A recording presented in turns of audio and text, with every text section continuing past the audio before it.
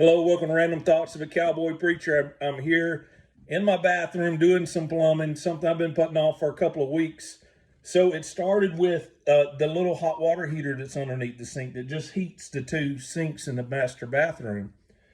And I replaced it, and then the valve that is not connected to the tankless hot water heater started dripping. So we put a pan under it.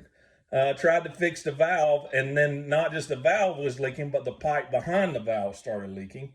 And it just drip, drip, drip. And my wife started complaining that the bucket was filling up too fast. I needed to do something. So I kept trying to fix it and trying to fix it. I'm not familiar with copper pipes at all. If it's PVC, I can cut it and glue it, but I couldn't do this. So I kept buying parts and messing it up. And finally today, I just cut the valve off, and I found these things that I didn't know existed called a shark bite valve that you can just slide on. So I slid it on, and it was still dripping. So I got a rubber mallet and tapped it. And then I went to turn the water back on. And apparently while I was tapping it with the rubber mallet, I turned a little valve on top of it. And the valve itself doesn't have a hose connected to it. So I heard a water whooshing noise when I was coming back in the house, and was greeted by about a 20-foot stream of water hitting the opposite side of the bathroom.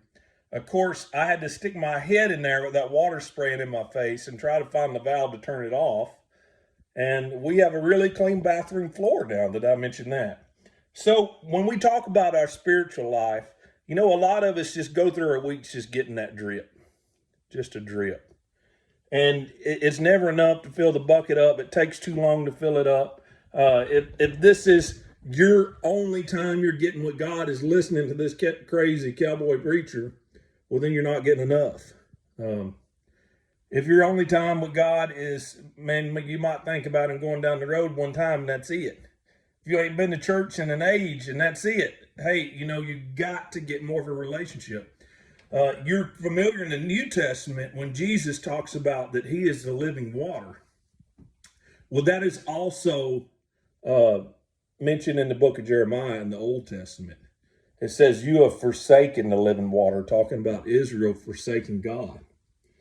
I think it's time that we, as Christians and believers, even if you go to church, even if you got a relationship with God, the valve can always go more open. I've experienced that today. That water was so powerful it liked to choke me, and that's the relationship we need with God. I hope you have a great day. God bless, and giddy up.